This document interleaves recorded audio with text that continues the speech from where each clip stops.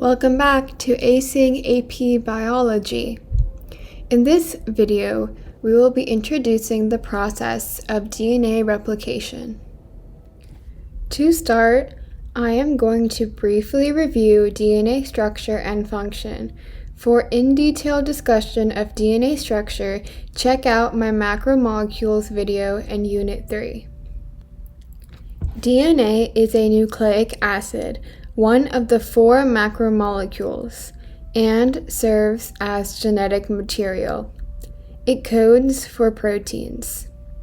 The composition of DNA is specific to the species, meaning that the number and proportions of nitrogenous bases will be different among species. The sequence of nitrogenous bases are highly variable, which is why DNA is the perfect molecule for containing information. Chargaff's base pairing rules state that adenine, a purine, pairs with thymine, a pyrimidine, and cytosine, a pyrimidine, pairs with guanine, a purine. Cytosine and guanine form 3 hydrogen bonds. Thymine and adenine form 2 hydrogen bonds. DNA is double-stranded in the shape of a double helix. The backbone of DNA is composed of sugar and phosphate, and within the double helix, the nitrogenous bases are paired, held together by hydrogen bonds, as I mentioned earlier.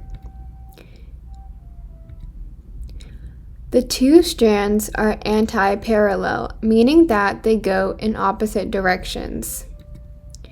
DNA always grows from the 5' end, where the phosphate group is attached, to the 3' end, because additional nucleotides are always added at the 3rd carbon. During DNA replication, the double helix untwists and the strands can be pulled apart because only weak bonds, hydrogen bonds, hold the bases together. DNA replicates based on the semi-conservative model. Each strand of DNA acts as a template for the other because nucleotides line up according to base pairing rules. After DNA replication, each of the daughter DNA molecules will have 1 parent strand and 1 new strand. DNA replication requires multiple enzymes and other proteins. It is a very accurate process because there are several repair mechanisms in place to correct mistakes. DNA replication begins at the origin of replication. The double helix opens up at the origin, and replication forks form in both directions, generating what is known as a replication bubble. Replication always goes in the direction of the replication forks.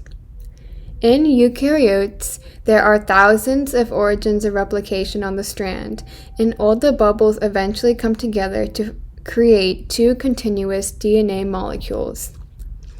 As you can see, the double helix is untwisted and replication occurs in the replication bubbles, moving in the direction of the replication forks.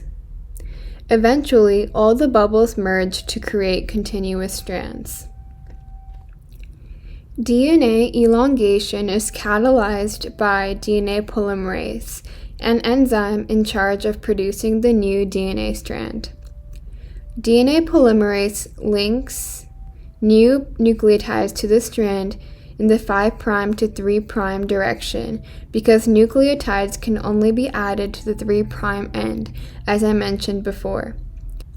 In order to add the new nucleotide, a nucleoside triphosphate composed of 3 phosphates linked to the 5th carbon of the deoxyribose sugar and a nitrogenous base lines up with this complementary base on the template strand.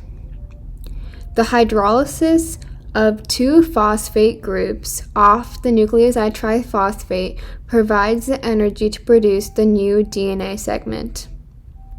The energy released allows for the formation of the covalent phosphodiester linkage between nucleotides. Along with DNA polymerase, there are several other proteins that aid in DNA replication. DNA polymerase cannot begin replication on its own because it needs something to attach to. A primer is a short RNA segment that is complementary to the DNA segment on the template strand. The enzyme primase produces this strand. Helicase is an enzyme that unwinds the double helix and separates the parent strands, so DNA replication can take place. Single-stranded binding proteins keep the strands apart so replication can take place more efficiently. Topoisomerase helps alleviate the strain from helicase untwisting the double helix. That's it for this lesson.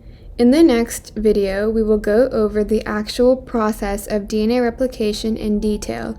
See you then. For more bio content, hit subscribe.